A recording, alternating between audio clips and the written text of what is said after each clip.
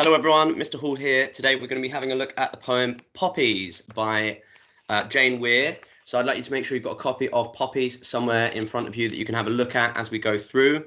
As always, I'll run through the poem with you, have a look at some of the key things, and then there'll be a task for you to do at the end.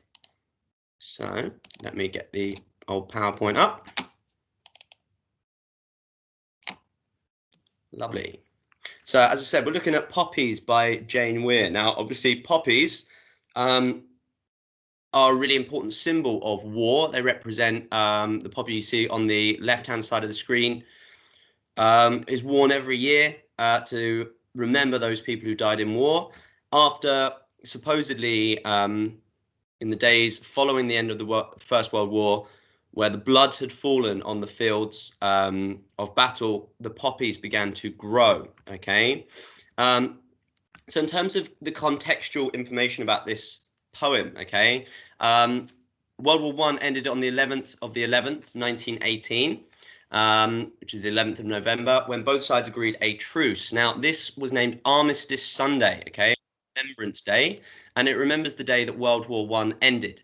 It was set up to remember the 700,000 British men who died in battle throughout the First World War. Today, though, it is used to remember all soldiers who have given their lives for their countries. Okay, and at the time of writing, the poem, Britain was at war with both Iraq and Afghanistan, so it was highly pertinent. Now, the reason this poem exists was because Carol Ann Duffy, who is was the poet laureate for that year, which means the Queen's official poet. She was asked to create a series of poems that highlighted the impact of war and the suffering that it caused, and she approached a number of poets to write on the theme of war and loss, including Jane Weir. Okay, and Jane came up with this response. Now, Jane was born and raised in Manchester. She's an Anglo-Italian poet. But she felt, as a mother of two teenage boys, that a mother's loss would be the most powerful way to explore the impact of war and the impact that it has on individuals. Okay, so unlike other poems like Remains or Exposure, where we look at the impact of war on the soldiers, here we get to have a look at the impact of war on those people who have been left behind, the family of those people who have died. And it's interesting that throughout this poem, she creates a real contrast of language. She uses some quite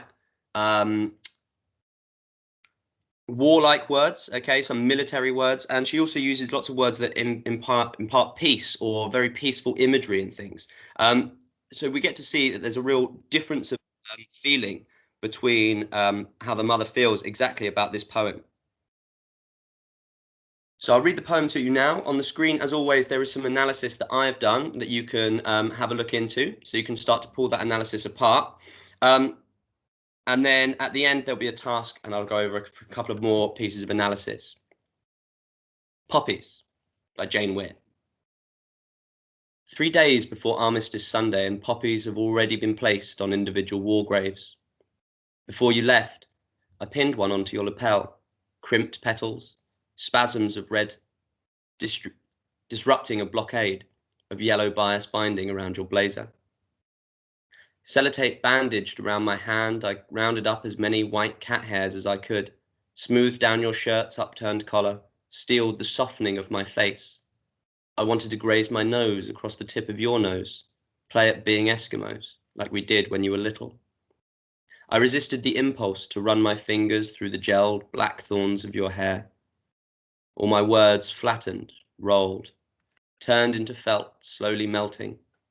I was brave as I walked with you to the front door, threw it open, the world overflowing like a treasure chest. A split second, and you were away, intoxicated. After you'd gone, I went to your bedroom, released a songbird from its cage. Later, a single dove flew from the pear tree, and this is where it has led me, skirting the churchyard walls, my stomach busy, making tucks, darts, pleats, hatless, without a winter coat or reinforcement of scarf, gloves. On reaching the top of the hill, I traced the inscriptions on the war memorial, leaned against it like a wishbone, The dove pulled freely against the sky, an ornamental stitch. I listened, hoping to hear your playground voice catching on the wind.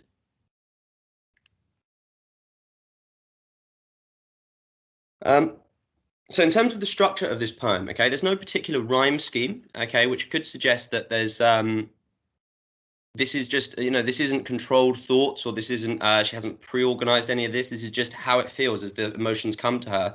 And that's sort of backed up by the 4 stanzas of inconsistent length. That shows that the thoughts don't neatly fit into boxes that, as she has them. But what is interesting is that each stanza explores a different form of memory, memory being a sort of key theme that runs throughout this as a text.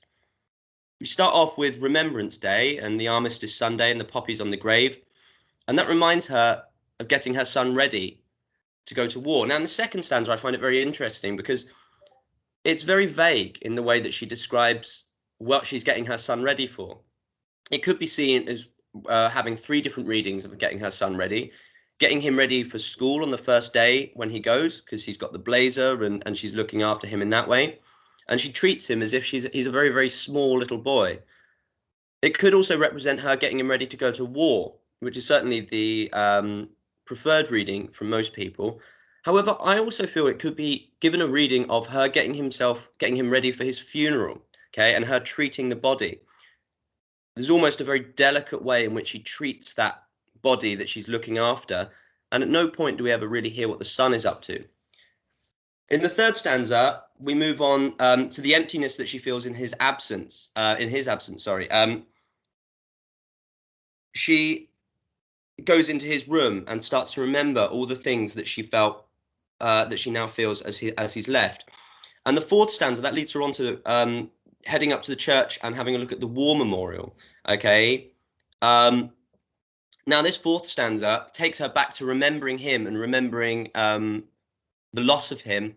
And also, it takes us back to connecting to Remembrance Day or Armistice Sunday, which means that we end up having a cyclical structure. Now, this could be used to suggest that absolutely nothing will change over the course of a text, over the course of this story, that this pain and loss that is felt by this mother is going to be felt by dozens of other mothers and fathers and family members of people who go, of soldiers, again and again until war is finally stopped. The very fact that we end up back where we started suggests that this will happen again for someone else. In terms of the themes, as I said, it's very much about the loss of the mother, and memory plays a really, really important part in that. She seems to dart around through time all the way throughout this text, never quite sticking to one moment or one memory, which makes us feel like perhaps this is her memory remembering a dead son, as those memories start to blur, as they do when we've lost someone, and they start to sort of run together and become one. There is also the level of conflict in the mother's emotions. She feels all sorts of a wide range of emotions: pride, fear, and sadness. And one thing that Weir does to create this idea is using something called semantic fields and lexicons. Okay, now a lexicon is the vocabulary of a person, a language, or a branch of knowledge. Okay, and a semantic field is any body of words that relates to a single topic or idea. Throughout the Power and Conflict poems, you'll see lots and lots of uses of the semantic field of war, okay, in which we talk about the violence, or we use language that could also be used and also be interpreted in a war zone, okay, as if the military are using it. Now, in this poem, she uses 2 very clear semantic fields. One of sewing and making and fixing clothes. For example, when she talks about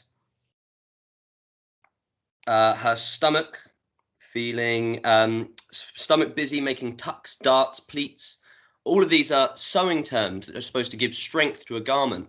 And the other one is of injury and damage, okay, in which she talks about, she suggests there's wound, sellotape bandaged around my hand. Both of those things are used to fix things that are broken or injured. So Weir interweaves the 2 lexicons, the 2 semantic fields throughout the poem, suggesting the experience of the speaker is one of constantly being hurt and trying to rebuild. This mother doesn't quite know how she feels. There are 2 contrasting emotions within her. She wants to build herself up. Potentially, she fears that if she manages to stop feeling the pain and the loss of her son, then perhaps she's doing him a disservice in some way.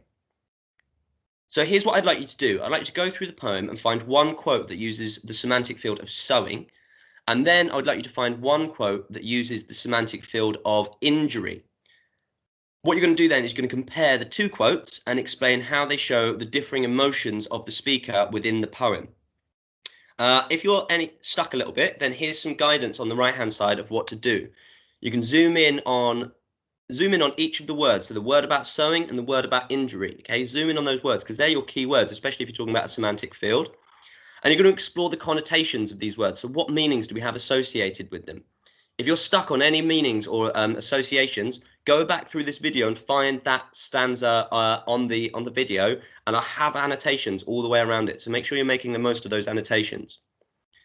And explain, and then you need to explain how that impacts the whole quote or our view of the speaker and their emotional state. Okay, so how does it make us understand the emotional state of the speaker by using words from that particular semantic field? If you're aiming for top marks, you could provide an alternative reading or interpretation of the two quotes. What other ways could we see the pain of the mother here through the combination of the two different ideas? For those people who are really, really stuck, okay, and you're really not sure what to do, my top sets, I want you to have a go at this, okay? If you're still really stuck though, having a look at this, then I've put here a paragraph that you can just fill in the spaces for, okay? I've given you a clear point. So Weir uses two very different semantic fields within the poem to show conflicting emotions within the speaker. And then I've given you a chance to place your quotes in that you choose, highlight the word that you think is important, and tell me what that suggests about the speaker. Okay. At the end, if you really want to push yourself and earn yourself some praise points, then use this alternatively. It could be suggesting the mother feels something because something sentence, because that is you getting an alternative reading, which is really, really top level responses. Okay. And that is the kind of thing we are looking for from our students. If you're stuck with any of this, then please do just drop a message in the chat or send an email to your teacher, and you'll find a space to hand in this assignment on the assignment pages of Teams. Best of luck, everyone. I hope you enjoy.